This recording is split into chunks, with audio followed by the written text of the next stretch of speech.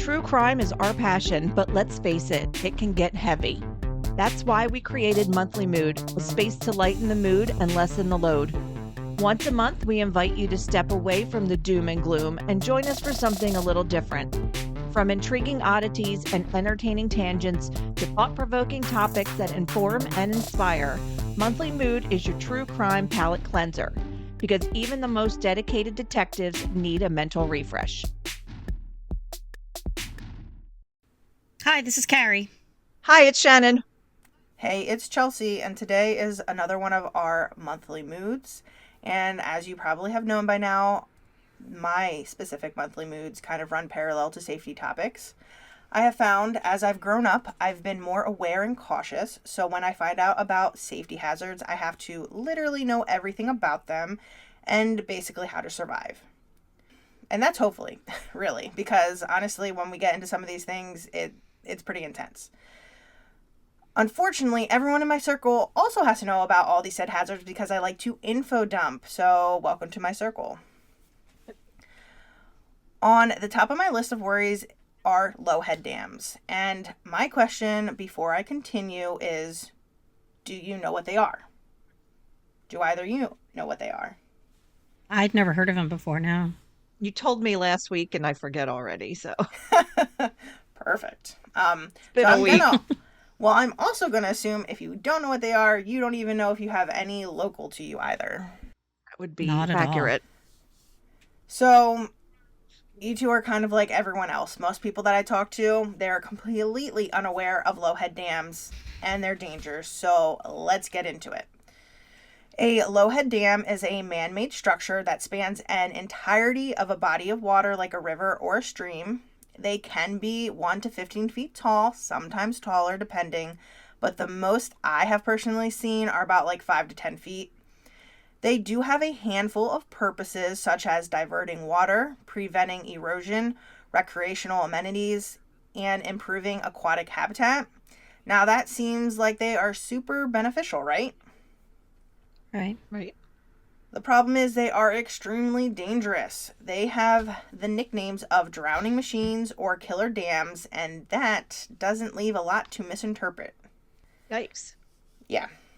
So, if people know how dangerous they can be, why is it so problematic, you ask? And it's a wonderful question. The problem is they are extremely difficult to see from upstream, and due to the public's lack of information regarding low head dams, they pose risks. In the U.S., there are estimated to be more than 82,000 dams, which is a lot. So needless to say, you most likely live local to one. According to Dam Sector Security Awareness Guide, a vast majority of the dams in the U.S. are privately owned. Regardless of ownership, all low head dams are quote-unquote supposed to be required to meet certain criteria, especially in Pennsylvania. Now, it's important to note not all states have state-regulated programs, guidelines, or safety outreach. Obviously, I'm going to provide a lot more information on Pennsylvania because a lot of our listeners are from Pennsylvania, and the case we'll talk about today is also a Pennsylvania case.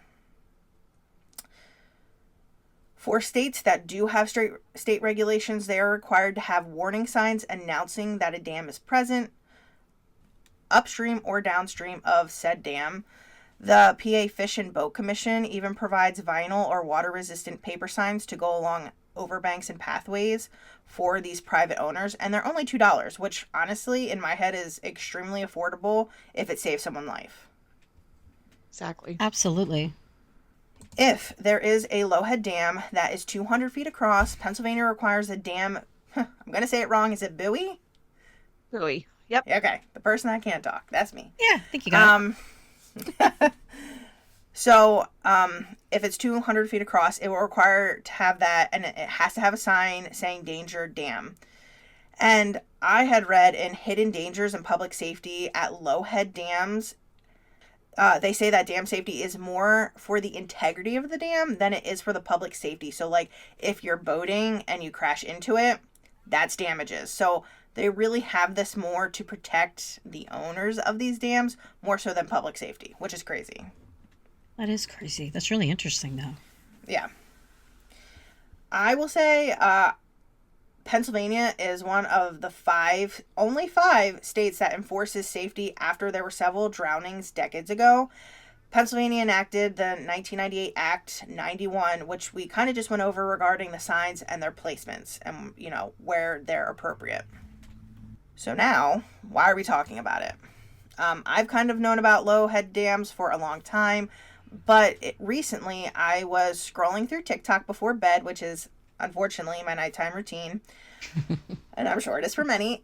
I came across another low head dam fatality. There's a creator on TikTok. Her name is Stephanie Gonzalez, and her main platform is bringing awareness to this topic. And I had literally never seen her stuff before. Don't follow her. But right before everyone was terrified TikTok was going to be gone for good, she made kind of like an overview video about why she started her platform and what it's for. And that is a TikTok that I personally saw. And I was also kind of surprised that it was in Pennsylvania. I haven't even heard of this case when it happened at the time.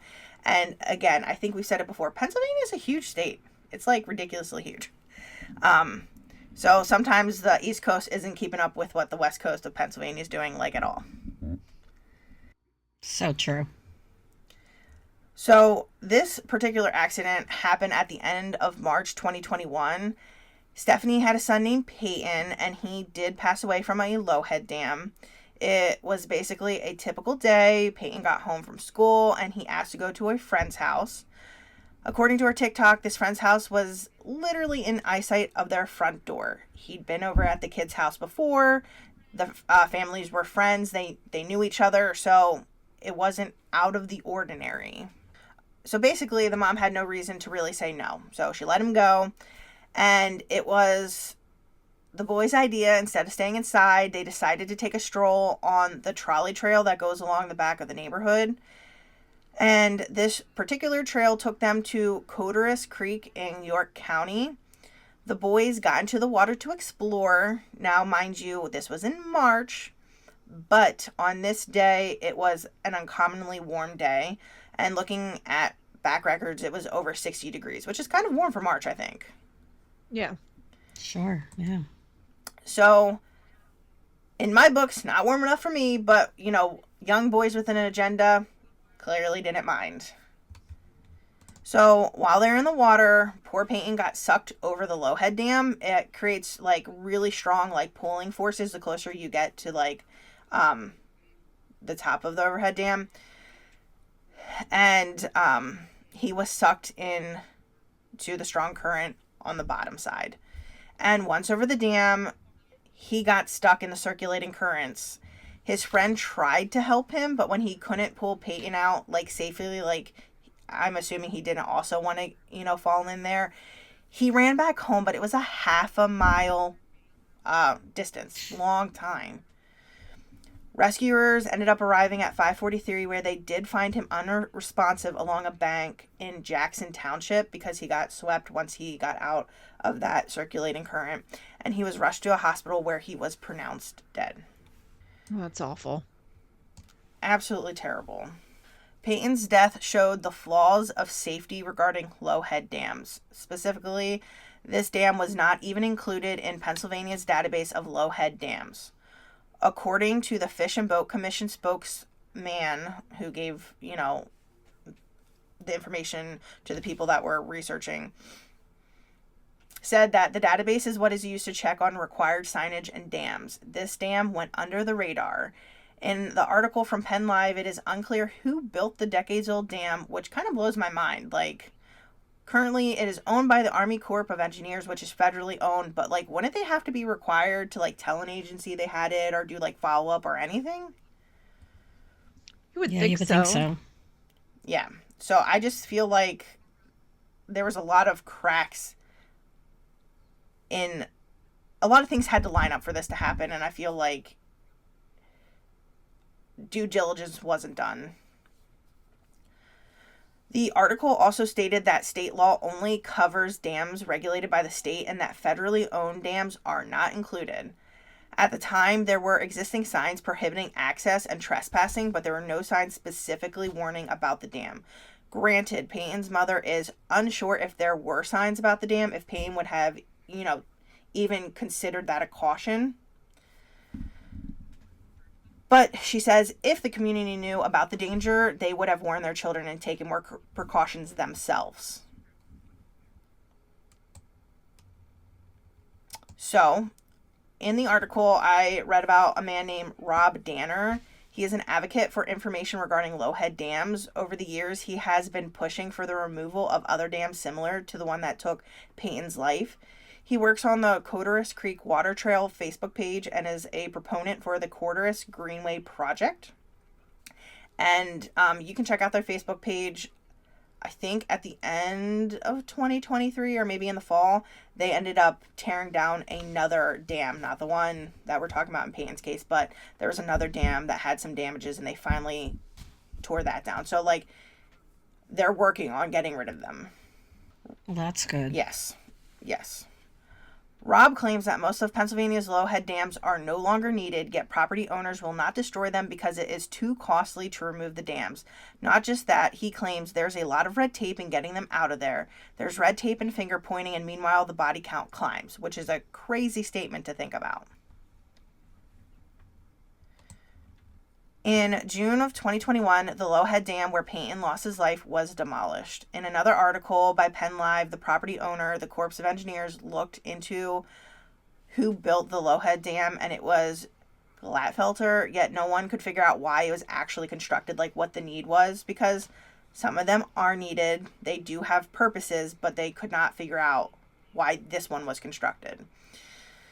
And to give you an idea of how big it was, the dam was 40 feet long and 6 feet tall. Pretty big dam. Wow. According to multiple statistics, Pennsylvania leads the nation in deaths due to Lowhead dams, which is crazy. Since the Who knew? Yeah, who knew? No one talks about it. I feel like no one literally talks about it. Yeah. Right. This is not a topic at the dinner table. No, not at all. Not at all. And it really should be, because we do have kids that explore, and when they're gone, do we always know what they're doing? I mean, we're talking about preteen to teenage boys, or girls, that are just exploring and stuff like that. And don't think for 1 minute that it's just children that are dying on these Lowhead dams. It's adults as well. Yep. Since the 1950s, 71 people have lost their lives in Pennsylvania. And I find it striking that the Dock Street Dam in Harrisburg holds 30 of those deaths, which is almost half. Wow. Yeah.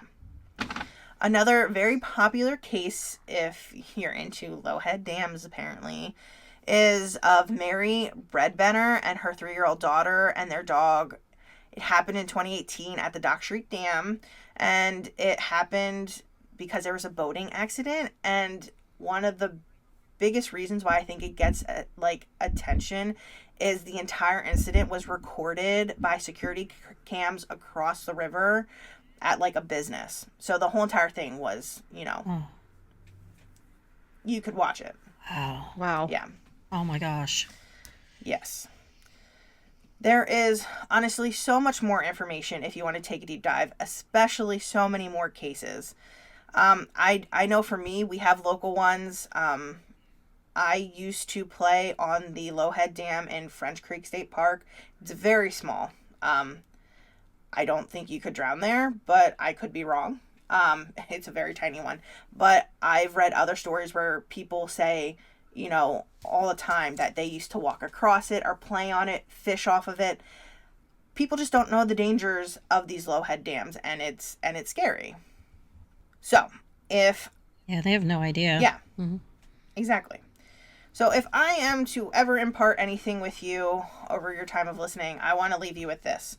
If you find yourself in a Lowhead Dam drowning situation, you should attempt to dive down as far as you can go. The hope is that you can get past the recirculating current. If that doesn't work, tuck your chin into your chest, draw your knees up, and wrap your arms around them. It is possible that you will get pushed out of the hydraulic current along the stream bed. It is a myth that a life vest will save you. That doesn't even increase the rate of survival. If you see someone trapped in a low head dam, do not jump in to save them. Call 911 immediately. Out of the deaths due to low head dams, 25% are due to someone trying to save another person's life. Your best bet to not die in a low head dam is knowing the water you are in, and if there is a danger of a low head dam, be vigilant and be prepared when you're out on the water. It's great information. Yeah.